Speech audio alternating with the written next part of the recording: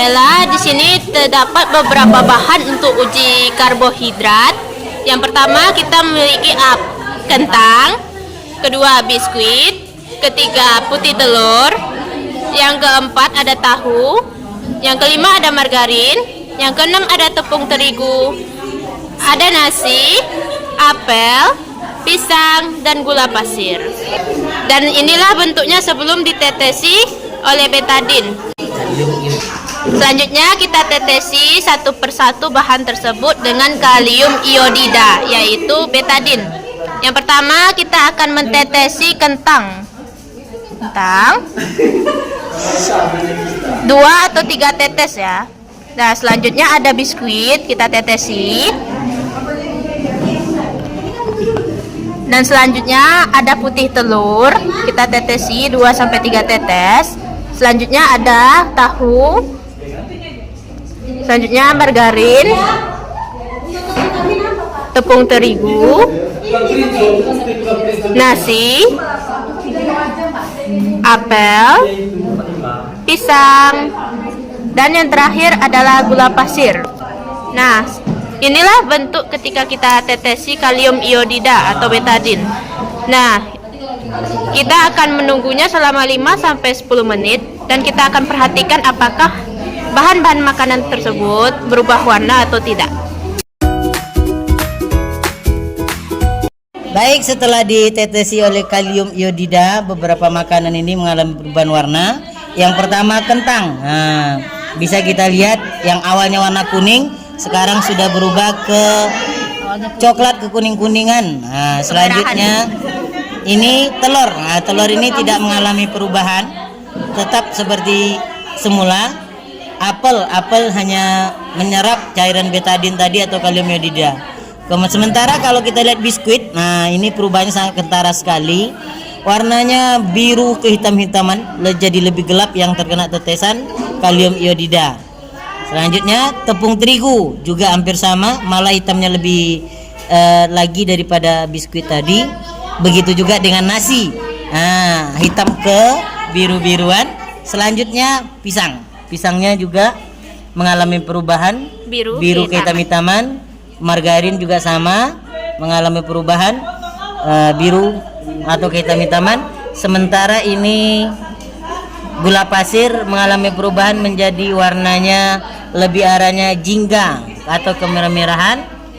Tahu juga mengalami perubahan menjadi lebih kuning, arah ke kuning-kuningan warnanya. Jadi intinya dari uji ini semua bahan makanan ini mengalami perubahan kecuali telur dan juga apel. Selanjutnya lanjutkan oleh Ika. Bella, kesimpulannya dari beberapa makanan ini hanya putih telur, ya 3, putih telur, apel, sama tahu yang tidak mengandung karbohidrat. Kenapa? Karena tidak ada perubahan warna yang terjadi pada bahan makanan tersebut. Berarti putih telur, apel, sama tahu itu termasuk ke dalam protein. Sekian, terima kasih. Kita tetesi Tidak meninggalkan jejak atau bekas, artinya air ini bebas dari kandungan lemaknya. Minyak goreng yang sering kita konsumsi setiap hari, coba perhatikan itu banyak lemak yang tersisa di kertas ya. Bahkan setelah 10 menit tulisan minyak gorengnya pun habis karena lemak yang terkandung di minyak goreng. Kemiri ini meninggalkan jejak. Kita lihat di tengah-tengah yang diolesi kemiri sama yang di pinggir-pinggir yang tidak, artinya mengandung lemak. Nah, ada jejak yang tertinggal di kemiri tersebut. Nah, selanjutnya margarin. Nah, sangat jelas sekali setelah margarin dilarutkan meninggalkan jejak yang sangat luar biasa pada kertas yang telah ditentukan. Nah, lanjut.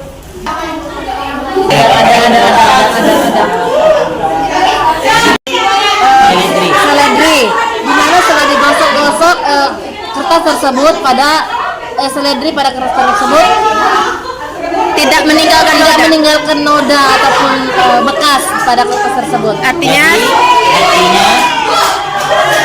Artinya seledri tidak mengandung lemak. wortel. Lanjut Bu Ika. Wortel, bisa dilihat ini wortel tidak meninggalkan jejak pada kertas coklat yang kita gunakan. Dalam artian wortel tidak mengandung lemak dalam.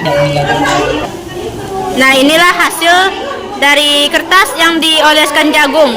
Tidak meninggalkan noda sama sekali. Dalam artian jagung bukanlah termasuk jenis zat yang memiliki lemak. Di sini bisa kita lihat singkong tidak meninggalkan noda sama sekali, yang artinya sama, singkong tidak mengandung zat lemak. Kacang tanah bisa kita lihat ya, ada mengandung lemak di sini ya di kertasnya. Dalam artian kacang tanah mengandung lemak ya. Bisa kita lihat ada nodanya. Hujan. Pepaya tidak ada ya. Ini kan air ini. Ya, tidak ada noda di kertas pepaya, kertas yang kita oleskan pepaya ya. Noda ini cuma air doang. Dalam artian pepaya tidak mengandung zat lemak. Nah, selanjutnya adalah santan. Bisa kita lihat meninggalkan banyak noda, bahkan sampai netes juga. Bisa disimpulkan bahwa santan mengandung zat lemak yang terdapat dalam santan tersebut. Tidak mengandung lemak. Iya, betul. Susunya mengandung lemak dan meninggalkan noda pada kertas coklat yang kita gunakan.